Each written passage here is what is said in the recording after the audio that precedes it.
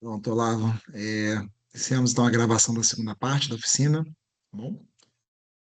Fique à vontade aí de Ok, continuar. então, como eu dei todas as situações que podem ocorrer erros, agora eu vou, nessa minha experiência que eu tenho de mais de 30 anos de analisar a questão, quais são os principais erros que normalmente acontecem aí nessas avaliações, né? O primeiro deles é não ter a vinheta, não ter enunciado. Então, aí temos um exemplo clássico. É correto afirmar. É correto afirmar o que sobre o que? Não tem vinheta. Lembre-se que eu falei que o aluno lendo a vinheta, ele já sabe o que vai ser cobrado nele das alternativas. Então, está totalmente errado. E, além disso, a letra E, que é aqueles absurdos que normalmente a gente vê, todas estão corretas, ou nenhuma está correta, ou A e B estão corretas. Isso não se faz, é totalmente errado, nada pedagógico. Então, vários erros aí numa mesma questão. Novamente, assinar a alternativa correta, uma questão sem vinheta, sobre o quê? Quando o aluno vai ler daí as alternativas, ele observa que é sobre hérnia femoral, né? Mais especificamente sobre o tratamento da hérnia femoral. Então, como que poderia melhorar essa questão? Em relação aos tratamentos das hérnias femorais, né? Das hérnias de modo geral, podemos afirmar que aí ele vai ler as alternativas. Então, ele já sabe que, baseado na vinheta, está sendo cobrado dele tratamento de hérnia. Mas mesmo assim ainda poderia ter sido colocado mais algumas informações aí na vinheta, que a vinheta está muito crua, né, muito seca. Enxaqueca com aura, totalmente errado, não diz nada, o que ele quer que o aluno responda para ele a respeito da enxaqueca com aura. E daí vem os absurdos, né? A letra A fala de sinais e sintomas, são comuns escotomas cintilantes e mielopsias e microscopias. A letra B é de complicações.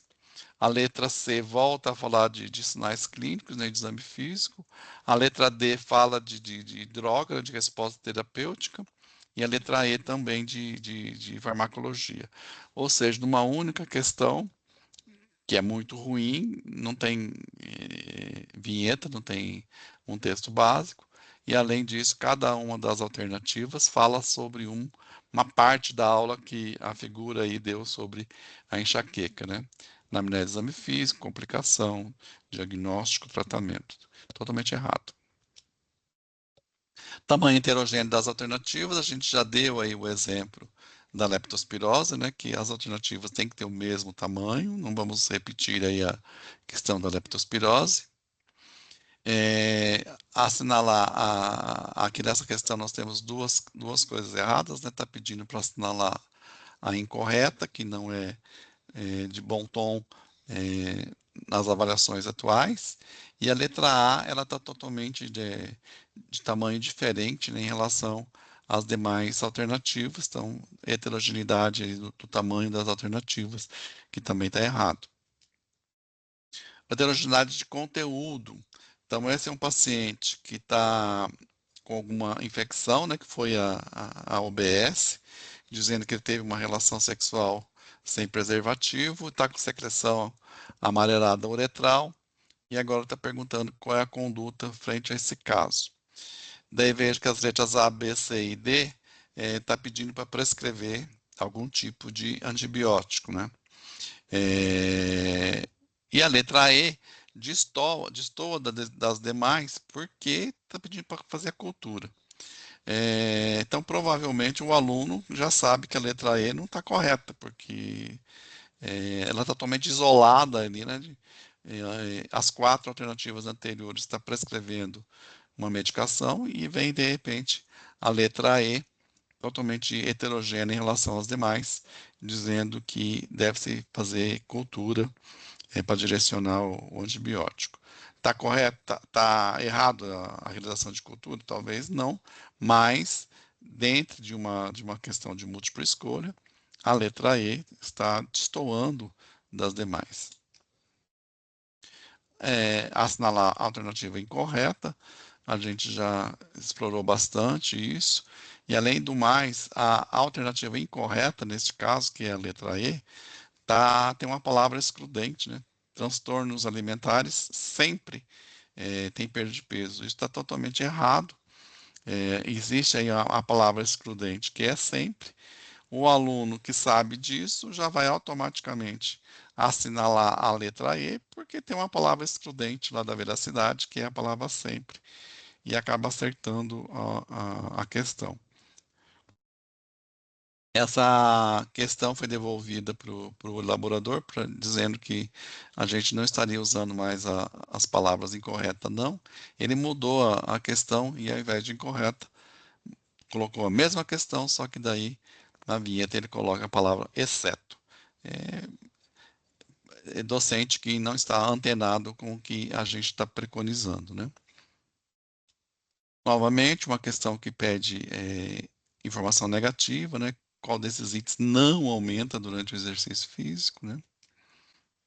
Enunciados extensos e desnecessários, isso é uma coisa que acontece muito.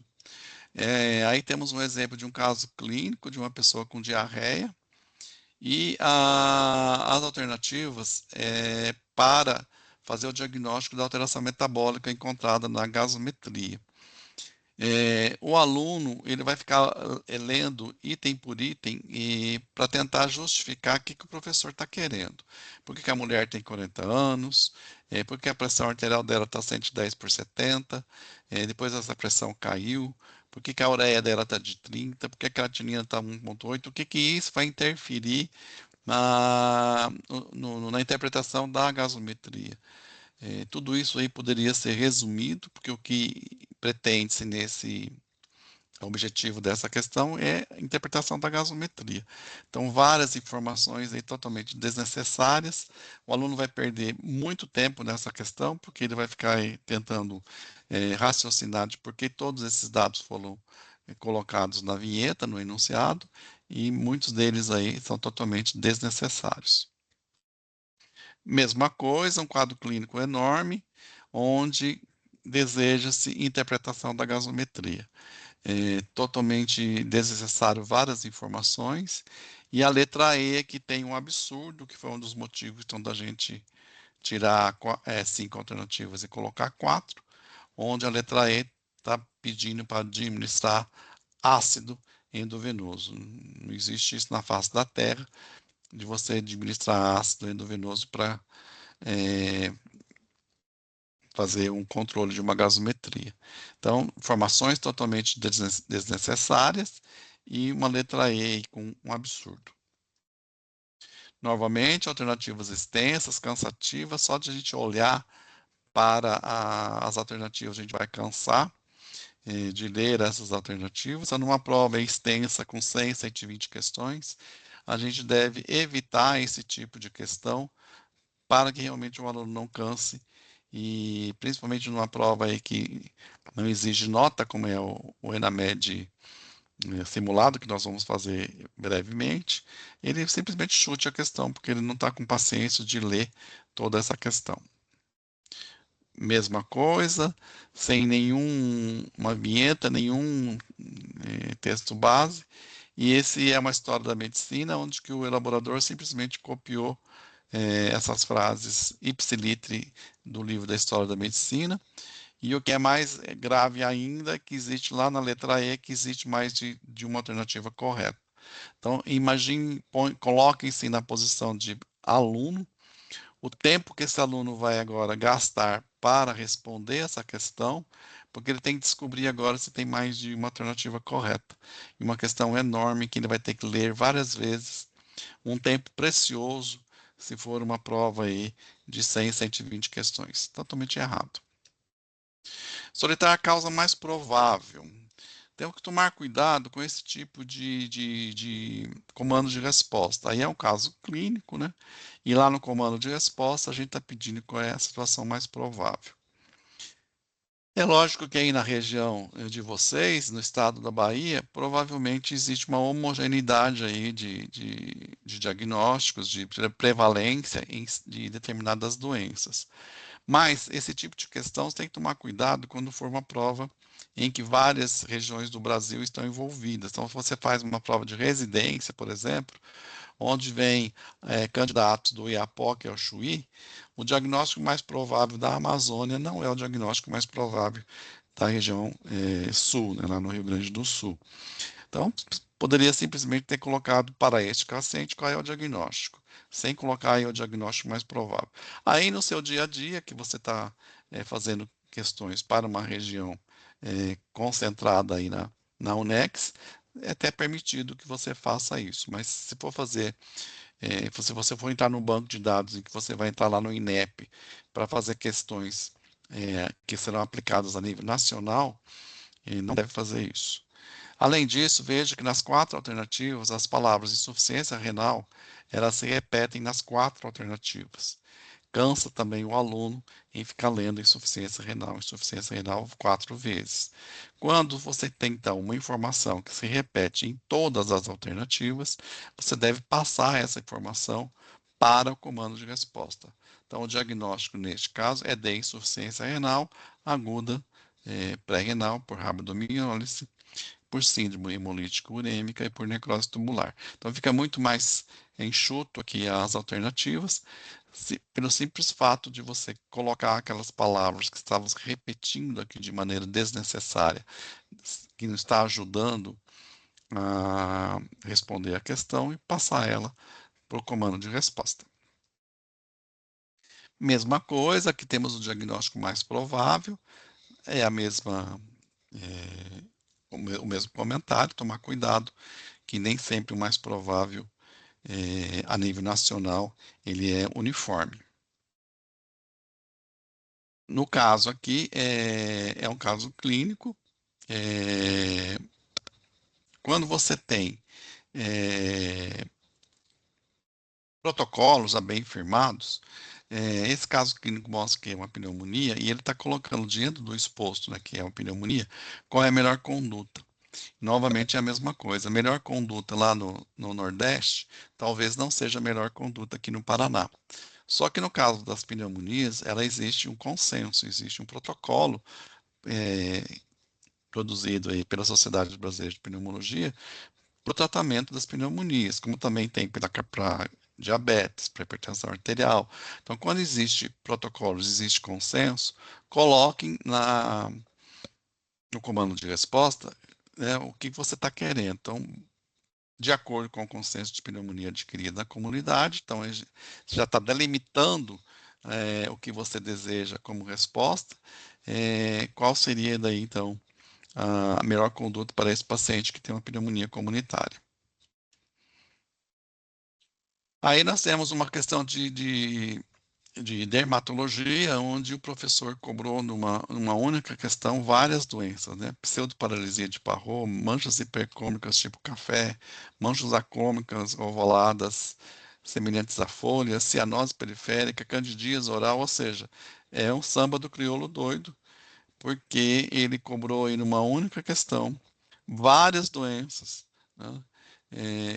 Para o aluno responder essa questão, ele vai ter que gastar bastante tempo em cada uma dessas alternativas para identificar se elas são plausíveis ou não, e aí escolher a melhor alternativa.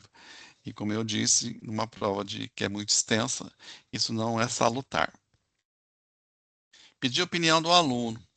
Sobre o aborto, né, qual que é a sua opinião sobre o tema? Sou contra, sou a favor, não tenho opinião. Ou seja, se você estava pedindo a opinião do aluno, o que ele responder aí você vai ter que aceitar, né, porque você está pedindo a opinião dele. Então, o que ele responder está correto. É lógico que essa é uma questão bastante esdrúxula, não é da minha cabeça, eu tirei isso de uma prova, mas é um absurdo, né? Você pedir nesse formato aqui a opinião do aluno. Mas a gente costuma fazer esse tipo. Aí temos um caso clínico e lá no comando de resposta está perguntando qual é a sua principal hipótese diagnóstica. Então, se você está pedindo a hipótese diagnóstica do aluno, o que ele responder aí vai ser correto, né? Porque você está pedindo qual é a opinião dele. Então, tomar muito cuidado, porque nós temos aí a judicialização da medicina, se o aluno errou essa questão e por causa dessa questão ele reprovou, no dia seguinte vai vir o pai, a mãe e o advogado dizendo que você pediu a opinião dele e ele deu a opinião dele. Então, o que você pediu, o que ele respondeu, você tem que aceitar. Então, evite esse tipo de comando de resposta. Você pode simplesmente perguntar, baseado nesse caso clínico, qual é o diagnóstico do paciente.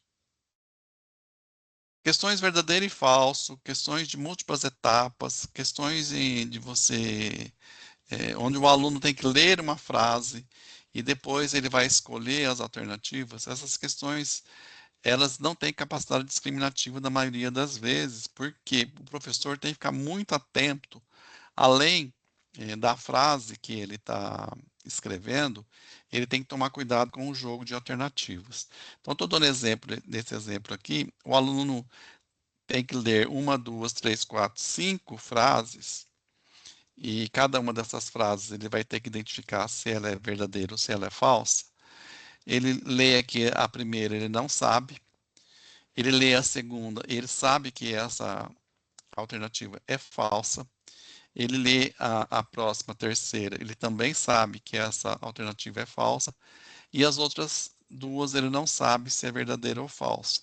Então, o que, que o aluno malandro vai olhar? Se com esses dois falsos aqui, ele já consegue acertar a questão e vai acertar, porque a única alternativa que tem falso na segunda e na terceira opção é a letra D.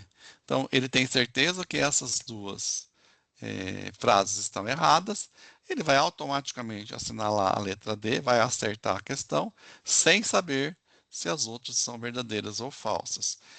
O professor, então, tem que ficar muito atento a isso, porque além, então, de fazer frases plausíveis, ele tem que tomar cuidado com o jogo de alternativas. O mesmo acontece com assinalar, relacionar, né, a primeira coluna de acordo com a segunda, é o mesmo raciocínio.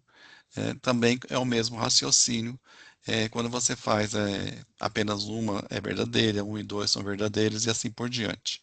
Você tem que tomar muito cuidado que além da frase, o jogo de alternativas tem que ser tem que tomar um cuidado muito grande, porque senão o aluno acerta por acaso. E esse é um tipo de questão, esses três exemplos, verdadeiro e falso, associação de colunas, múltiplas etapas, normalmente essas questões têm capacidade discriminativa muito baixa, porque a chance de você acertar essas questões por chute é muito grande. Esse mesmo exemplo. Questões com erro gramatical, né? Um homem de 60 anos é levado à emergência pela polícia que o encontrou inconsciente na calçada. Depois de verificar que as vias aéreas estão abertas, o primeiro passo deve ser a administração endovenosa de diazepam, fenitoína, tomografia computadorizada. Como que você vai administrar endovenosamente tomografia? Como você vai administrar de maneira endovenosa exame de líquido cefalorraquidiano? Então, não existe concordância entre o comando de ação, comando de resposta e as alternativas. E o gramatical crasso e grosseiro e feio. Você não pode cometer de jeito nenhum. Poderíamos tentar salvar essa questão fazendo uma redação diferente. Um homem de 60 anos é levado à emergência pela polícia, que o encontrou inconsciente. Depois de verificar que as vias aéreas estão abertas, qual o próximo passo? Aí sim está correto, né? O próximo passo seria a administração de diazepam, de fenitoína. O próximo passo seria fazer uma tomografia computadorizada, colher um exame, né? Ou administrar glicose endovenosa. Isso é uma tentativa de salvar a questão, mas da maneira anterior, totalmente errado e problemático. Um homem de 58 anos de idade com histórico de uso intenso de álcool. Isso não é erro meu, isso é uma questão que foi copiada de uma prova. É inadmissível, né, num curso universitário, você colocar erros gramaticais graves como esse, por exemplo. Homem, home, né? Deve ser home, então, em inglês. Histório, nada a ver, totalmente errado. Erros gramaticais grosseiros. Isso aqui, como eu disse sempre, tem que ter uma associação entre o enunciado, a vinheta, e as alternativas. Não vou ler essa questão porque não existe nada que relacione o enunciado, né, a vinheta, o texto base com as alternativas. De jeito nenhum, não existe concordância de maneira nenhuma. Então isso não pode, está totalmente errado. Com relação aos volumes e capacidades pulmonares, o correto é afirmar que a primeira palavra, a primeira alternativa em relação ao CO2 está aumentada, os capilares da circulação pulmonar se contraem. Capacidade vital é volume, né, de pulmonar, volume residual é volume pulmonar, capacidade vital novamente é volume pulmonar, o pneumotórax aumenta o volume de reserva. Veja que temos 4 alternativas que falam sobre as capacidades de volumétricas do pulmão, e a primeira alternativa, que é a letra A, fala sobre capilarização. Então, existe aí uma heterogeneidade de alternativa, né, que também não é correto. As alternativas têm que ser homogêneas. A primeira medida a ser tomada em um paciente portador de queimadura ocular por substância alcalina é lavar o olho, pingar colírio, encaminhar urgente ao pronto-socorro, lavar o olho com substância que neutralize o álcool. Essa questão caiu numa prova de residência a nível nacional. Essa questão, lógico, foi contestada pelos candidatos e ela foi anulada. Por quê? Porque está perguntando qual é a primeira medida a ser tomada de um paciente que queimou os olhos, né? Mas não está dizendo que a primeira medida a ser tomada por quem.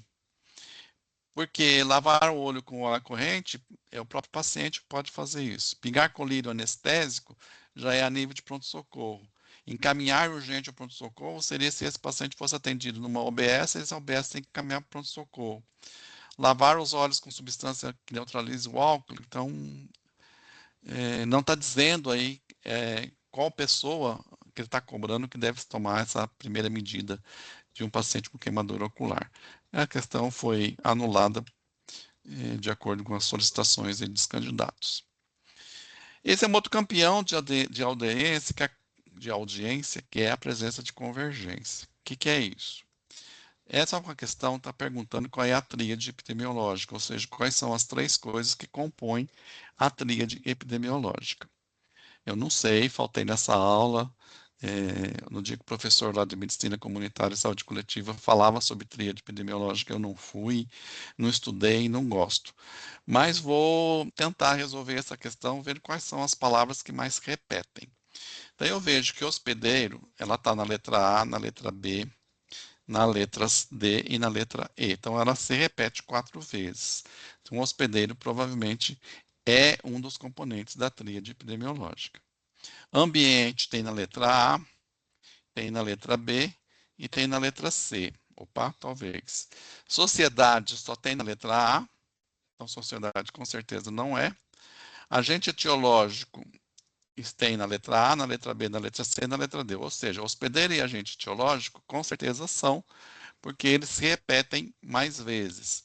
E fazendo então essas artimanhas, o aluno acaba acertando a questão, não porque ele sabe qual é a tríade epidemiológica, é porque existe o que a gente chama então de convergência, onde o professor não se preocupou na hora de elaborar os distratores, formular distratores onde que o aluno não faça esse raciocínio, ou mesmo ele fazendo esse raciocínio, ele não acerte a questão.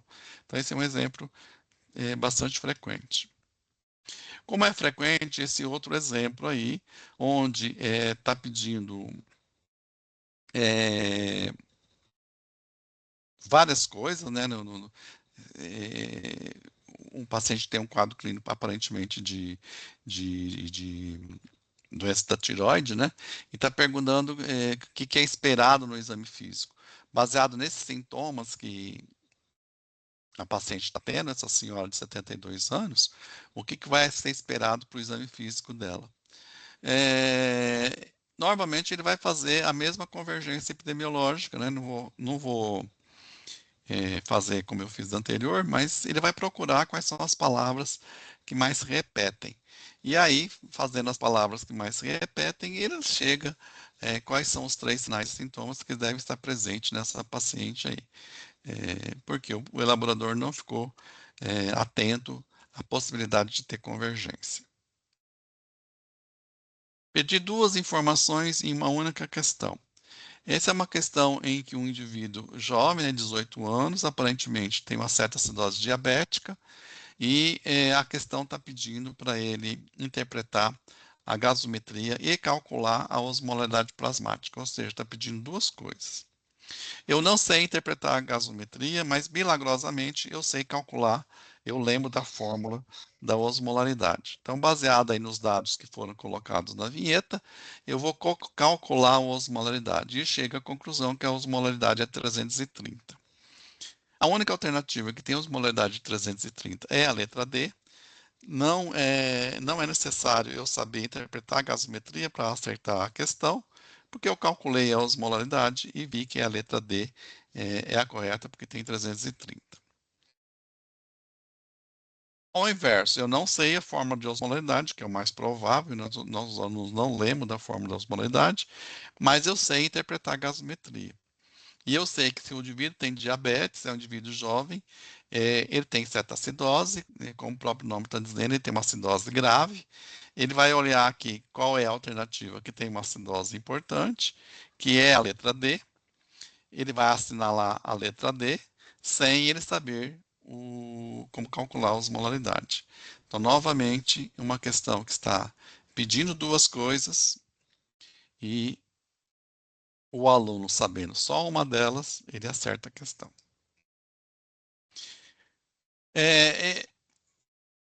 Novamente um caso em que está pedindo várias coisas na mesma questão. Então ele está dando aqui uma criança que veio da zona rural. Essa criança tem vários sinais e sintomas. Daí ele fala que, baseado na descrição acima, nesses sinais e sintomas que essa criança está apresentando, qual é o diagnóstico dela. Só que ele pergunta também qual é o achado de hemograma que é comum nessa situação. Então, o que acontece? Ele precisa saber qual é o achado de hemograma, porque como cada uma das alternativas tem uma doença diferente, se ele souber qual é a doença, ele não precisa saber do resto, porque as alternativas têm 5 doenças diferentes. Então, não precisa ele saber o hemograma, o que está presente nessa situação, se tem síndrome de Loeffler, se não tem. Basta ele saber qual é o diagnóstico, ou seja, a primeira parte aqui da pergunta, né, do comando de resposta, que está perguntando qual é a hipótese diagnóstica. Temos 5 doenças, se eu souber, baseado nesse quadro clínico, qual é a doença e ela estiver presente aqui, o resto é desnecessário. Então, isso é muito frequente. O próprio Enamed veio com esse tipo de questão, pedindo duas coisas, mas colocando aí 5 alternativas diferentes. Aqui é aquela informação que a gente deu anteriormente, né? Tomar cuidado com as palavras excludentes, né? Nunca, frequente, frequentemente, só, somente, exclusivamente, essas palavras tiram a veracidade da informação. Essa é a questão do pneumotórax, que a gente já falou. Questões que exigem apenas memorização devem ser evitadas, né? Como esse caso aqui, que está perguntando qual é o causador da infecção urinária, que no caso ele decorou qual é o causador da infecção urinária e vai responder. Então, numa prova que você quer realmente avaliar os alunos, você tem que fazer nível de cognição mais elevado. Novamente, uma questão que só exige memorização, está perguntando qual é o agente etiológico das infecções pulmonares, né, no DPOC. Eu já estou dando para ele que esse paciente de 65 anos tem o diagnóstico do DPOC, então transforma uma questão que poderia ser melhorada numa questão de memorização simples, porque eu estou perguntando qual é o agente etiológico das infecções pulmonares em pacientes DPOC. Eu estou dando diagnóstico para o aluno de que esse paciente tem DPOC. Como eu poderia melhorar essa questão e transformar em níveis mais elevados? Veja que é o mesmo conteúdo. Você atende paciente idoso, fumante de 2 maços de cigarro por dia, há mais de 30 anos, apresentando tosse crônica produtiva que complete a OBS, referindo expectoração purulenta e piola da falta de ar. Veja que você não deu o diagnóstico de DPOC.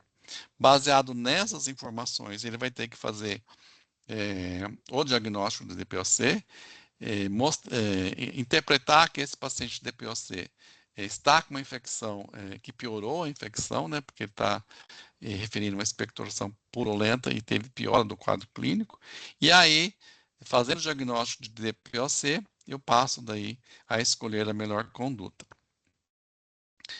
E vai escolher a alternativa. Veja que eu transformei uma questão de memorização de uma questão de um nível mais elevado da taxonomia. Tomar cuidado que, novamente, nós estamos pedindo aí a opinião do indivíduo, né? Que ele está dizendo, você atendeu o paciente em uma OBS. Se você está atendendo o paciente, a gente faz isso no sentido de integrar o aluno, né? Como se ele já fosse médico e já vivenciando ou não um quadro em que ele estaria na OBS e ele tem que tomar uma conduta. Se ele acertar a questão, beleza. Se ele errar a questão e essa questão for fundamental para a vida dele, ele pode entrar com recurso, porque você está pedindo a opinião dele e ele deu a opinião dele. Então, tomar muito cuidado.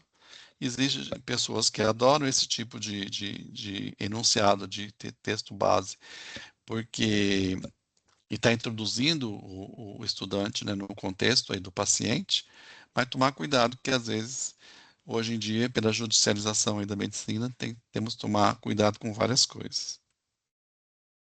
Então, depois que você fez aquele checklist, você verifica a redação. A melhor maneira aí de você verificar se tem erro de redação ou não, se você tiver um parceiro, né, tiver um par aí que também é professor, você pede para ele ler a questão, logo depois que você a elabora. Se você não tem aí um colega que possa fazer esse serviço para você, o que você faz? Você faz a questão, coloca lá na gaveta, espera umas 2, 3 horas, vai tomar um sorvete, vai no shopping, faz alguma atividade diferente, depois vem e lê a questão novamente. Com certeza você vai encontrar erros que você não achava anteriormente. Porque quando você está ali em cima da questão, você não percebe, né? Teu cérebro não percebe alguns erros. Então, verifique a redação ou peça para um amigo fazer essa verificação para você, ou nunca entregue uma questão, nunca coloque lá no banco de dados uma questão que você fez, acabou de fazer e coloque ela no banco de dados. Vai ter erro. Revise após estar escrito. Tomar cuidado também que você tem que dar o tempo para o aluno, né? O tempo necessário para ele responder a questão. Às vezes, se for uma prova de 100 questões, menos de 4 horas não dá. Então, você tem que tomar cuidado para você não ser carrasco, né? Dar uma prova enorme para o aluno e pouco tempo. Ele não vai ter capacidade de raciocínio. E depois, então, que você fez a prova foi aplicada, você vai ter aí os microdados dos alunos, e aí você vai ter que fazer tudo aquilo que eu já tinha colocado lá no início. Você tem que fazer a análise, principalmente do grau de dificuldade e da capacidade discriminativa, para ver se a sua questão ela é pertinente ou não. Então, as respostas dos alunos vão ser transformadas na planilha do Excel, onde tem na cada coluna a resposta que o estudante deu, né?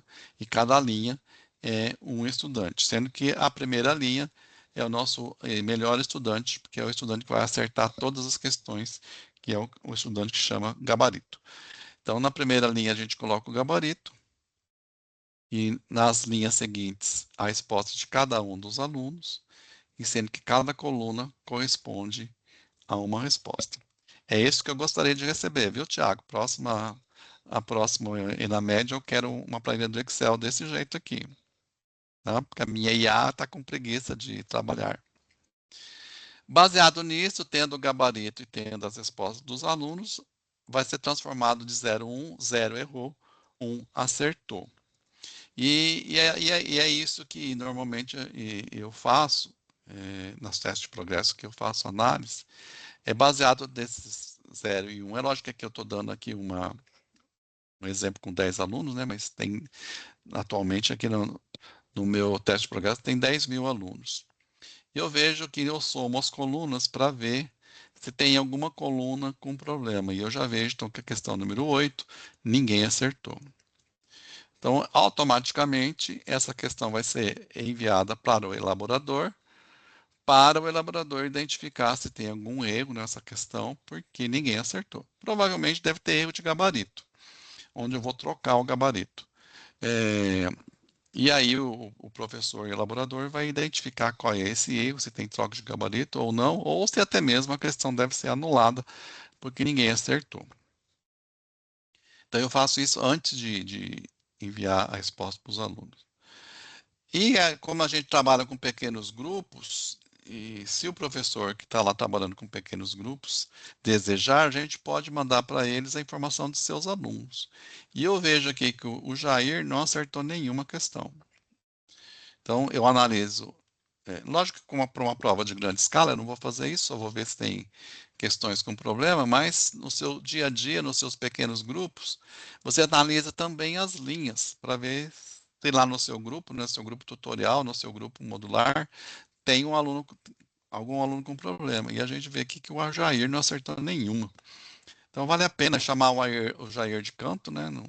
Não no meio de todo mundo, mas é porque que ele não acertou nenhuma questão e talvez daí até fazer um projeto, um plano de estudos aí que recupere aí o nosso aluno que não acertou nada.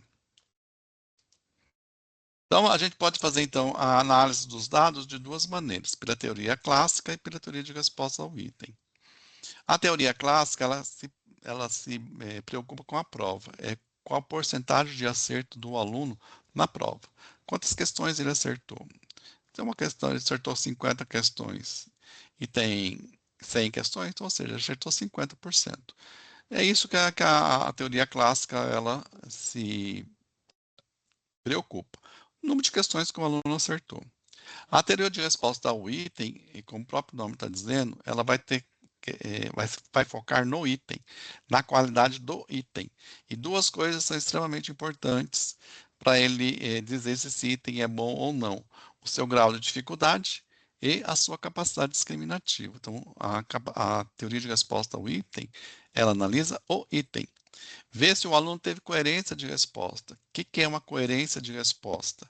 Alunos que acertam questões de grande dificuldade não podem errar questões fáceis, e vice-versa. Alunos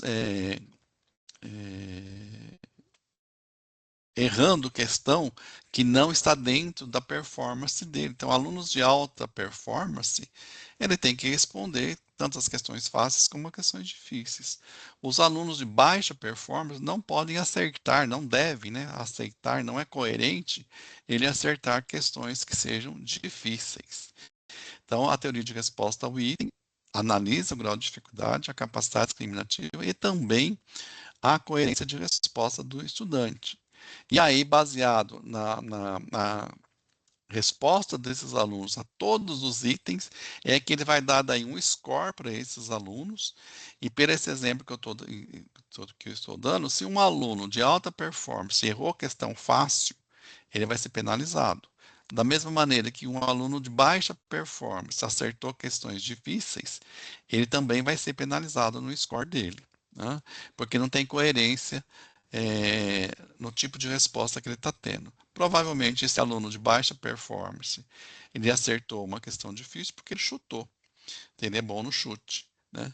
E um aluno que errou, um aluno de alta performance que errou uma questão fácil, provavelmente foi por desatenção, né? Eita, o que aconteceu aqui? Então, um exemplo, nós temos aí, pela teoria clássica, 4 alunos. Eles fizeram uma prova e cada um deles acertou 50% da prova. Então, pela teoria clássica, qual o melhor aluno? Não sei. Todos estão com a mesma porcentagem de acerto. Porém, se eu disser que a Magali acertou 17 questões muito fáceis, 16 fáceis, 17 medianas. O Cebolinha, 20 muito fácil, 28 fáceis e 2 difíceis. O Cascão, 10 medianas, 10 difíceis e 30 muito difíceis. E a Magali, 12 muito fáceis, 13 fáceis, 13 medianas e 12 muito difíceis. Eu estou dando para você a informação da qualidade da questão que o aluno está respondendo. Daí eu pergunto, qual é o melhor aluno? Vocês automaticamente vão cair na pegadinha e vão dizer que é o Cascão, porque o Cascão acertou questão difícil. Mas o Cascão não acertou nenhuma questão fácil. Não pode isso. Na teoria de resposta ao item, quem acerta a questão difícil tem que acertar as questões fáceis. E o Cascão acertou 30 questões muito difíceis, mas não acertou nenhuma questão fácil. Então o Cascão é bom chutador, ele adora chutar e ele é bom no chute. Então a aluna aí que é mais coerente é a Magali, tendo em vista que ela teve acertos tanto de questões fáceis como de questões difíceis. E é assim que a teoria de resposta ao item dá um score ao estudante.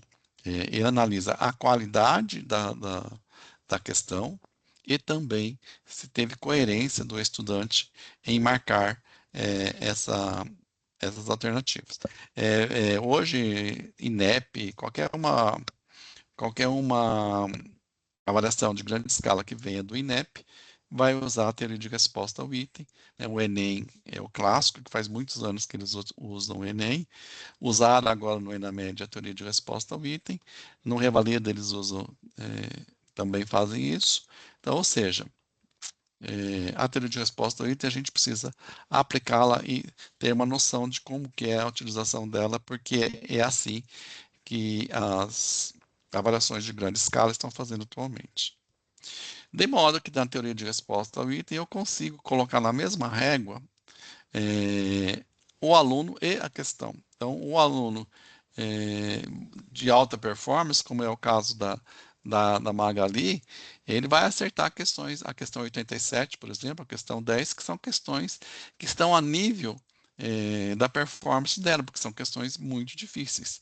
Já o Cascão, que está lá no início, ele acertou a questão 6 e a questão 76, que estão aqui no início da régua, mas provavelmente o Cascão vai errar a questão 87 e a questão 10, porque na posição aqui da régua está longe do nível de cognição dele, né? O nível de cognição dele é mais baixo. Então, pela teoria de resposta ao item, colocamos numa mesma régua aluno e questão. E se você quer equiparar as provas, se você aplicou, como a gente fez agora no ENAMED no início do ano, vamos aplicar um outro ENAMED agora. Se você quer equiparar as provas, tirando aí o viés da dificuldade da prova como sendo responsável pelas notas dos alunos serem diferentes, você também teria que usar a teoria de resposta ao item, com as famosas questões âncoras, né? Você deve repetir na segunda prova pelo menos 20% de questões da primeira prova, para daí, pela estatística, a gente equiparar as provas e aí dizer que um aluno A ou um aluno B foi melhor ou pior, não porque a prova estava difícil ou fácil, mas porque realmente o nível de cognição dele melhorou ou piorou, porque a gente daí coloca o aluno e a questão na mesma régua e equipara essas questões colocando as duas provas na mesma régua. A gente fez isso na APA, não sei ainda se a Márcia e o Thiago estão com a mesma ideia de fazer a equiparação para as próximas APAs, para a gente dizer se o nível de cognição dos nossos estudantes melhorou ou piorou. Eu creio que sim. Isso aqui, então, é como a gente interpreta, né? Que eu já falei lá no início, né? O índice de dificuldade e a capacidade discriminativa. Então, esse é o que a gente está usando atualmente. Então, se uma questão teve menos de 15% de acerto, ela vai ser considerada muito difícil. Se teve mais de 85% de acerto, ela vai ser considerada muito fácil. Uma questão que tem índice discriminativo negativo, ela não discrimina nada, muito pelo contrário, a chance dessa questão estar sendo acertada pelo chute é muito grande, né? Porque quando os alunos de baixa performance estão acertando mais do que os alunos de alta performance. Uma questão que teve até 10% de índice de discriminação, essa discriminação ela é baixa, essa questão ela não deve ser colocada num banco de dados. A questão de 10 a 20 ainda tem uma discriminação moderada, essa é uma questão que deve ser enviada, né, reenviada ao elaborador, para o elaborador tentar ver se alguma coisa nas alternativas que possa ser melhorada e assim, consequentemente, melhorar a discriminação da questão. E as questões adequadas e excelentes, né, que tem entre 20 e 30 de discriminação, elas vão ser colocadas no banco de dados para que futuramente eu possa reutilizar essa questão por ela ser altamente discriminativa. A correlação bisserial, que é um outro item que a gente usa, essa correlação serve para quê? Para responder essas duas perguntas aí. Esse item da prova, né, essa questão da prova, consegue separar os alunos que dominam o assunto dos alunos que não dominam?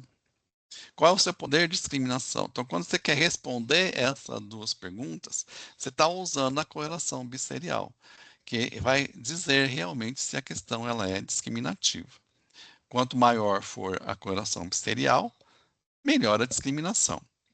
Está separando o joio do trigo, separa os alunos de alta performance dos alunos de baixa performance. Eu não vou dar todos os exemplos, eu vou colocar aqui, acho que 5 ou 6 exemplos que eu separei da APA, da 8ª fase, só para mostrar para vocês alguns exemplos de como a gente pode interpretar essas avaliações aí. Eu não sei se a Márcia e o Tiago encaminharam para vocês. Nós temos aí um relatório com 750 páginas, onde tem tudo isso que eu vou falar para vocês nessas páginas. É lógico que das fases 1 até a fase 9. Então, eu vou mostrar mais ou menos como que você deve interpretar aqueles gráficos lá. Então, a questão 24, que é essa daí, né, é uma questão de pediatria, que está pedindo uma conduta frente aí a um quadro clínico, né? Qual é a droga que está causando aí todas essas alterações na criança, porque essa criança ela ingeriu acidentalmente o colírio da avó, né? O colírio da avó tinha nafazolina, que é um alfa-adrenérgico, e consequentemente essa criança passa a ficar sonolenta, pálida, bradicárdica e com frequência respiratória baixa, hipotérmica, ou seja, tem todos os sinais aí da intoxicação pela nafazolina. Daí está perguntando qual é a conduta. Então, essa questão 24, que caiu aí na prova, nós temos todas essas questões que eu vou mostrar agora, são as questões que foram aplicadas na APA 8, que é a mesma prova da APA 9, né? Que as APAs 8, as fases 8 e 9 fizeram a mesma prova. Então, gera um gráfico desse tipo aqui. Então, essa questão 24, ela tem um gabarito, a letra C, que aqui no nosso gráfico é o amarelo, que é esse aqui. Então, vocês veem, aqui embaixo, tá? Aqui no eixo do Y, é a porcentagem de acerto, no eixo do X, o score do aluno. Então, um aluno que tem score 50, é um baixo score, né? E um aluno que tem score 80 é um aluno de alto score. Então, o gabarito era a letra C. Então, veja que os alunos de baixo score escolheram todas as alternativas aqui, tanto a letra A, como a letra B, como a letra C. Estão chutando em todas as alternativas porque eles não sabem a resposta. Daí, os alunos de alta performance, à medida que vai melhorando a performance do aluno, vai melhorando a porcentagem de escolha da letra C, que é o gabarito. Então, alunos de alta performance escolheram a letra C, que é a resposta correta. Os alunos de baixa performance não escolheram a letra C, eles foram desviados para as outras alternativas. Daí temos aqui O gabarito da letra C teve 67% de acertos, consequentemente vai ser considerada fácil, é uma questão fácil. A discriminação para a letra C, né, a correlação serial para a letra C foi de 37, então está acima dos 30, então vai ser uma discriminação excelente. E, se a gente analisar a questão novamente, é uma questão de aplicação, né? A questão do nível de cognição do Bloom. Então, é uma questão boa, né? Provavelmente deve ser colocada aí no banco de dados. A questão 45 é uma questão que fala, mais, novamente, no caso clínico, de um indivíduo tabagista, né, que tem uma pressão arterial de medida de 146, 152, uma pressão relativamente alta, tem um pai infartado, tem um irmão hipertenso, está com a pressão alta no momento, um IMC alto, ele está perguntando qual é o risco cardiovascular desse paciente, baseado, ele está dizendo, né, que o risco cardiovascular desse paciente é de 10%, e qual é a conduta para este paciente. Intensificar as medidas não farmacológicas, iniciar a associação de 2 antihipertensivos, iniciar monoterapia, iniciar monoterapia associada a estilo de vida, iniciar monoterapia com diurético. Então vamos ver como se comportou essa questão. O gabarito novamente é a letra C. Só que o que está acontecendo? Aqui os alunos de baixa performance marcaram a letra C, só que à medida que vai melhorando a performance do aluno, a escolha da letra C vai diminuindo. Então tem alguma coisa errada, não pode, né? Se os alunos são os melhores da turma, por que eles estão assinalando a letra C em menor proporção? E ainda chama a atenção que esses alunos, na realidade, estão marcando a letra B. Começa aqui com a baixa taxa de assinalar a alternativa B, porém, à medida que vai melhorando a performance do aluno, vai aumentando a proporção de alternativa B sendo assinalada. Então, quando você coloca aqui a alternativa C, tem 46% de acerto, é uma questão de média dificuldade. Só que quando você vê a bisserial dela está negativa. Não pode, né? Bisserial negativa mostra que a chance de essa questão estar sendo assinalada, essa item, né, essa alternativa está sendo assinalada por chute, é muito grande. E além disso, nós temos um problema aqui, porque a letra D, né, que foi assinalada pelos alunos, desculpa, a letra B, né, que foi assinalada pelos alunos de alta performance. Se você olha aqui, 48% dos alunos de alta performance assinalaram a letra B. Então, provavelmente, quando eu devolver essa questão para o elaborador, ele vai ter que decidir se essa questão está mal formulada ou se existe erro de gabarito, porque visivelmente existe aí uma coisa que chama atenção, né? A alternativa que foi proposta, que era a letra C, não está coerente com as respostas dos estudantes. Então, provavelmente, ela tem que ser revista e se está certa ou não.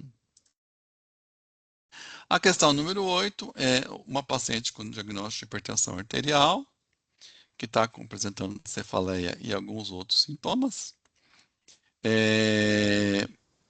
O exame físico e de laboratório estavam normais, e baseado então nesse enunciado, está perguntando qual é a resposta, né, qual é a conduta para essa paciente. Então vamos ver o que os alunos fizeram com essa questão. O gabarito da questão era a letra C, 15% de acerto, né? Só 15% dos estudantes assinalaram a letra C, então essa questão vai ser considerada difícil. A alternativa B Bastante gente está marcando na alternativa B, mas a bisserial da alternativa B é negativa, então está dizendo que essa questão, os alunos estão assinalando a letra B por chute, já que a bisserial dela está negativa. E o que acontece é que a letra D, né, os alunos de baixa performance não assinalaram a letra B, mas à medida que a gente vai aumentando a performance dos estudantes, eles vão assinalando a letra D, né, que é essa em vermelho. Então, novamente, tem problema do gabarito. Os alunos de alta performance assinalaram a letra D e dá uma pserial de 47 para a letra D. Então, novamente, essa questão tem que ser enviada para o elaborador para ver por que, que eles estão escolhendo aqui a letra B, por que, que os alunos de alta performance enveredaram aqui pela letra D, né? E o gabarito, que é a letra C, não é compatível com a resposta dos estudantes, tendo em vista que somente os alunos de alta performance marcaram a letra C como a resposta correta, mas à medida que vai melhorando a performance dos alunos, a escolha da letra C vai diminuindo. A outra questão, a questão número 10, que é uma questão, acho que de cirurgia, se não me engano, que é um indivíduo que está com obstrução e está perguntando qual é a conduta feita a essa obstrução. Está dizendo que foi aplicado Doppler, tal, tem sinal de Romas positivo, e está perguntando então qual é o diagnóstico. E aí também temos problema. Por quê? Porque estava muito fácil, né? 98% dos estudantes marcaram a letra A. Por quê? As outras alternativas não eram factíveis, ou não eram verossímeis, baseado aqui no enunciado. Então, dá aí que uma taxa de 98% de acerto, todo mundo, independente se é aluno de alto score ou baixo score, marcou a alternativa A. Ou seja, é uma questão que é extremamente fácil e que não discrimina ninguém. E a questão 19, que é um paciente com HIV, né? Está falando, então, qual é a conduta do médico frente aí ao diagnóstico de HIV e tendo em vista da contagem de CD4, etc. Então, o aluno precisa lembrar, né, sobre o HIV. O que aconteceu com essa questão? O gabarito era a letra B, né, com 66% dos alunos marcaram a letra B. Só que o que acontece? Os alunos de baixa performance marcaram a letra B, mas à medida que vai melhorando a performance dos estudantes, vai diminuindo a escolha da alternativa B. À medida que vai melhorando a performance, vai melhorando a escolha da alternativa A. Então, novamente, é um tipo de questão que deve ser enviado ao elaborador e ver o que está acontecendo com essa questão que faz com que os alunos estão marcando aí alternativas que não sejam aquilo que foi preconizado pelo gabarito. Então, mais ou menos, então, é mais ou menos isso que a gente faz, olhando todas as questões para ver se ela vai para o banco de dados ou não. E uma coisa importante, que seria o 7º passo aí é você discutir a prova com seus estudantes, né? Fazer a devolutiva. Que é também através de erros e acertos que os alunos aprendem. Então, a gente deve fazer a devolutiva, discutir com seus pares, né, com seus alunos, e principalmente rever aí a questão que eu elaborei, ver se essa questão foi aplicada e qual foi a capacidade discriminativa e o grau de dificuldade dessa questão, interpretar esses gráficos aí que a gente mostrou para ver se aquela questão que eu elaborei tem todas as características para ser uma boa questão e ser colocada daí num banco de dados. Então, vejo que a prova da APA teve algumas questões aí com problemas, e se tem muita questão com problema, o resultado fica problemático também. A gente tem que analisar com muita parcimônia. Na APA nós tivemos questões muito fáceis, né? Teve várias das fases com questões muito fáceis, e quando a gente faz essa análise aí de conteúdo, olhando aí os gráficos, a gente vê algumas questões com problemas. Se você jogar no Google esse construindo aí questões do jeito que está aí, vocês vão encontrar um- uma brochura, né, um PDF do National Board, falando sobre tudo isso que eu falei para vocês. Já é um PDF já bastante velho, mas tem tudo isso aí que eu falei para vocês. Só jogar no Google isso aí, construindo eh, texto escrito de ciências básicas e clínicas do National Board, vai sair um PDF com todas essas informações. E é isso, Tiago. Acho que o povo está cansado. Quase 3 horas de fala. Quer comentar? Márcia, Tiago, façam seus comentários. Nossos estudantes, não, nossos professores, façam suas perguntas. Você quer falar? Acho que a gente podia deixar aberto para as perguntas primeiro, e aí Exato. depois.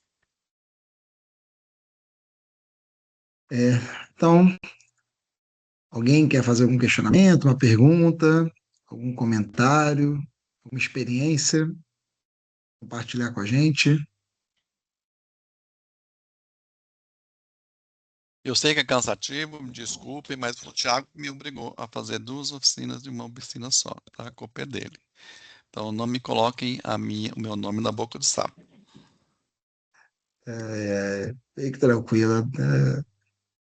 É lógico que Eu se Na vocês assumo. verdade, quiserem. Tiago, assim, eu tenho um comentário a fazer. Eu acho que a gente não vai ter, assim, maiores dificuldades, porque a gente já tinha um grupo que revisava as questões, que era que era o próprio professor Rinaldo, né, Tiago? Então, alguns termos que foram citados aqui, a gente já tem o hábito de não usar. Eu acho que vai dar certo. Que a gente vai ter alguma dificuldade, sim, mas, assim, em relação a algumas palavras, a alguns termos, a gente já vinha Então, trabalhando essas professora questões. Fernanda, quando eu comentei com o Tiago qual era o conteúdo, né? Ele falou, faz do jeito que você é acostumado a fazer. Por quê? Porque apesar de nossos professores aqui, alguns já terem bastante expertise em elaborar questões, nós também temos professores novos, que talvez ainda não tenham ouvido essas informações. Por isso que eu escolhi falar sobre o básico, né? Você está totalmente certa, porque existe já aí um grupo experiente, né? Que faz essas análises, mas eu tentei fazer uma abordagem que pegue também os professores novos, né? Mas você Não, está professor, mas totalmente. foi excelente. Na verdade, eu estou enfatizando Sim. que a gente, além de todas as coisas novas que o senhor trouxe, a gente já vinha praticando. Então, acho que pode facilitar, entendeu? Eu fiz foi Você tem enfatizar o que você trouxe. você tem um NDE também bastante atuante aí, né? Que Sim, está revisando as isso. questões. Beleza, ótimo. Eu acho que assim, só complementando, Fernando, acho que é o que eu acho que o Olavo falou. A gente fez uma base muito grande, né, de treinamento com professores, mas os cursos cresceram, né? Muito professores novos, fora que sempre é bom, né, fazer uma reciclagem ali, mesmo para professores mais antigos, né, de rever alguns itens. E a gente tem tanto que a gente ficou um tempo sem fazer essas capacitações sobre elaboração de itens, né? E agora, dentro desse esforço, principalmente agora das mudanças da DCN, na MED, né? A gente entendeu que era o momento a gente reforçar isso. E uma coisa também importante que acho que vai em prol também das ferramentas, né? Porque a Escolava apresentou, é muito bom entender, né? Eu estou aprendendo todo dia, entendendo melhor dessas novas métricas, dessa psicometria ali de análise, né? De questões. É claro que a gente está com uma ferramenta agora que, para o professor, ela vai trazer informações mais simples, tá? Que é a plataforma Questione, como vocês viram ontem. Então, o professor ele pode pegar uma prova dele logo no momento seguinte da aplicação, entrar e ver como é que está o índice de acerto de cada questão dele, né? Que é um dado mínimo, bobo, que você olha, poxa, essa questão 100% acertou. Então, já tem um erro nela, né? Não precisa nem analisar. Ou então, com baixo índice de acerto, será que tem alguma coisa errada? Se antecipar alguns movimentos, né? Então, acho que isso é claro que a gente também está trabalhando junto com as coordenações, tá? A gente está montando aqui, a gente vai dar treinamento, é óbvio, né? E o Olavo vai nos ajudar nesse processo, A gente está tentando trazer também uma comissão institucional, né, seja local ou de rede, que tenha um olhar também pós-aplicação de prova, né? A gente tinha uma comissão muito voltada na análise prévia dos itens, né? Mas a gente nunca parou também para olhar a análise pós-aplicação, tá? Então a gente vai começar também a organizar isso, a gente vai também estruturar melhor até os relatórios que a Questione fornece para essas comissões, para ter ali ferramentas mais diretas e rápidas, né? Para a gente tentar entender a qualidade dos itens que a gente está aplicando, porque de fato isso reflete, né? Se o aluno ele vem fazendo itens próximos do modelo que ele vai ser testado lá na frente, certamente ele vai ter uma preparação muito melhor, né? Quando ele for enfrentar o ENAMED de quarto ano ou sexto ano. Então, eu acho que o somar dos esforços, né? E a gente conta muito aí com vocês no sentido de estarem também fazendo essa vigilância das provas e por isso também a ferramenta facilita um pouquinho, né? Antigamente você tinha que pegar no Excel e lançar. Agora, para uma análise lá da plataforma, você já pode ter uma visão mais rápida, né? Mas obrigado aí pelo comentário. Alguém quer fazer uma pergunta, um outro comentário? Márcia? Quer? Acho que agradecer, acho que eu já vou entrando então para os finalmente, tá certo? Assim, o ponto importante desse momento, a professora Fernanda, que já trouxe aí para a gente vários comentários muito pertinentes, é no sentido de que estamos, vamos dizer, realinhando, tá, o nosso pacto, né? Assim, no sentido de que com os professores novos, com os professores que já têm uma experiência, que têm, vamos dizer, com os cursos, né, em maturação que a gente fala, tá? Isso é muito importante, porque nós vamos entrar agora numa nova etapa dos processos avaliativos que a gente aplica, que vai ser analisar a qualidade das nossas avaliações. Então, assim, isso foi assim, no sentido de que, por isso que a gente falou, não, vamos retomar essa questão toda de como elaborar itens, não só elaborar itens, mas vamos dizer o antes e o depois, né? Vamos dizer a importância da matriz de referência, ter um blueprint, né? Para a questão toda dos processos de avaliação, porque vai ficar muito mais fácil para o coordenador de gestão fazer as encomendas, né, para as partes, tá certo? E aí depois o pós, como o Tiago colocou, né? Então, reforçar que a gente realmente vai saber como é que os nossos alunos estão, tá certo? Desenvolvendo suas capacidades, né, do ponto de vista cognitivo, quando a gente tiver uma avaliação, fizer essa análise, a análise das VATs que a gente vai aplicar nesse semestre, tá? Porque até então, o único indicador que a gente tinha para usar como referência era a CR, tá? Que era a nota que o aluno tirou nas avaliações, na média final, se ele passou ou não passou, era esse indicador. Só que ele não trazia para a gente a qualidade das nossas avaliações. Então, a gente começa agora uma nova etapa, tá certo? No processo de melhoramento, porque todo o aperfeiçoamento também da matriz depende desses processos avaliativos que a gente aplica, senão a gente faz tudo no eu acho que o melhor caminho é esse, eu acho que o melhor caminho é aquele. Tudo bem que a gente tem as DCNs, tá certo? Para orientar, mas, né, a gente trabalha muito daí com intuição e essa questão toda de um documento de referência, mas se nós, vamos dizer, trabalharmos bastante na análise, né, da qualidade das nossas avaliações, tá? Com certeza vamos crescer muito mais, tá? Em termos da oferta de um curso de qualidade, né? De excelência, que é o nosso objetivo, né? Afinal de contas, nós estamos trabalhando para formar médicos que realmente atendam às necessidades da população. Então, acho que esse nosso trabalho, né, entra agora numa outra fase que a gente fala que é o processo de evolução e maturação, né, das implantações dos cursos. Né? Então, professores, muito obrigado. Professor Olavo, tá? É sempre muito bom te ouvir. Tá frio em Londrina, tá? Vocês estão vindo, gente, que o Olavo tá bem, né? E a gente está aqui bem mais leve, tá? Apesar que Salvador, para os soteropolitanos, que já está muito frio. Então, eles iriam falar, respeite os 24 graus. Eu estou morrendo de calor aqui, mas em todo caso. Tá. Então, gente, muito obrigada a todos. Obrigada, Olavo, tá, por estar com a gente, Tiago, né, por todo esse trabalho. E aos professores que estão no dia a dia junto, né, assim, no sentido de que trabalhamos em equipe. construirmos juntos um curso de qualidade, tá? Então, agradecer a todos, tá certo? E nos colocamos à disposição para todos os processos que estão aí, né? Certo? Muito obrigada. Bom descanso a todos. Um bom jantar para quem Obrigado. não jantou ainda. Bom Obrigado, descanso, gente. né? Até E a até a próxima. próxima. Até a próxima. Tchau. Tchau, Até tchau. mais. Tchau, tchau.